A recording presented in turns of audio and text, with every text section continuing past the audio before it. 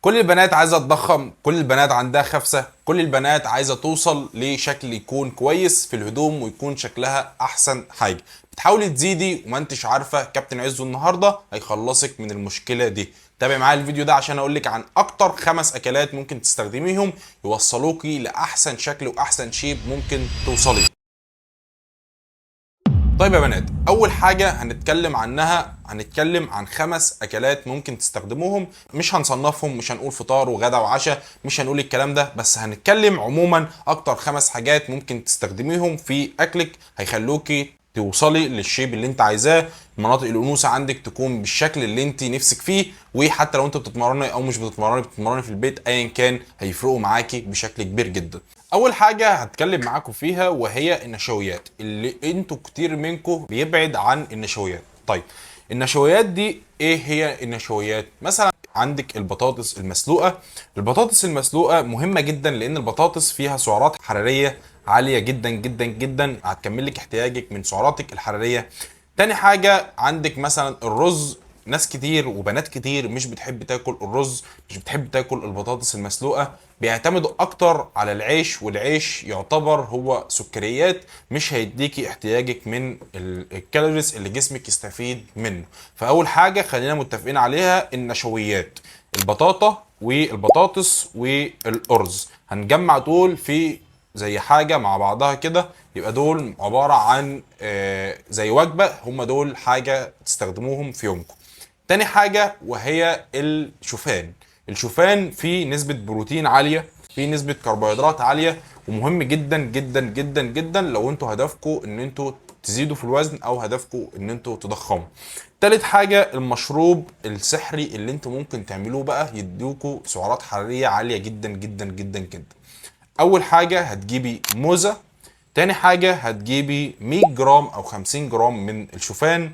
تالت حاجة هتحط عليهم عسل ابيض معلقة الى معلقتين. لو انت مش بتحبي العسل الابيض ممكن تستخدمي السكر الدايت عادي، مفيش مشكلة.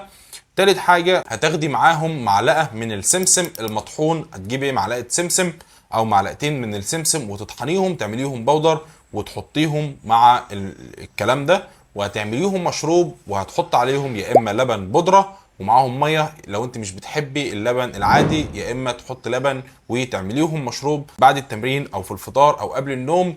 هيكون مشروب فيه نسبة سعرات حرارية عالية جدا جدا جدا. لو شربت مرة او مرتين منه غالبا هيكمل لك احتياجك وهتلاقيكي بتزيدي بشكل غير طبيعي خالص. رقم 3.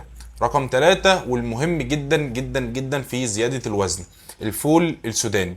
ال 100 جرام من الفول السوداني اللي هم مثلا ب 10 جنيه فيهم بما يعادل 30 جرام من البروتين، وفيهم دهون صحيه كتيره جدا جدا جدا، وفيهم سعرات حراريه عاليه قوي قوي قوي قوي. لو انت كل يوم شربت المشروب اللي انا قلت لك عليه، تاني حاجه اكلت ب 10 جنيه او الى 5 جنيه فول سوداني، يعني حوالي 50 جرام ل 100 جرام.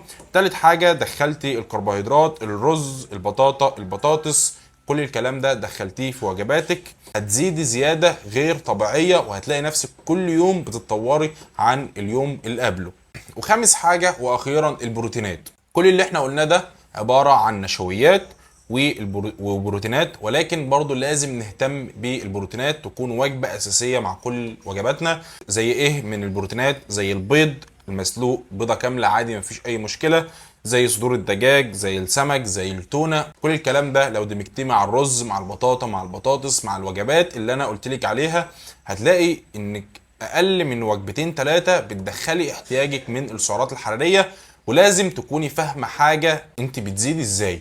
على قد ما انت بتحرقي لازم تاكلي اكتر من احتياجك. يعني مثلا لو انت بتحرقي 1000 كالوريز في اليوم، بتحرقي 2000 كالوريز في اليوم، لازم تاخدي 3000 علشان جسمك يزيد. فلازم تكوني فاهمه دي. على قد ما انت بتاكلي على قد ما انت بتزيدي بسرعه. بس يا جماعه، ودول كانوا اكتر 5 حاجات ممكن تهتموا بيهم يزودوا لك وزنك ويخلوكي تتنقلي في حته تانية وتتطوري يوم عن اليوم اللي قبله، حتى لو انت بتتمرني او مش بتتمرني.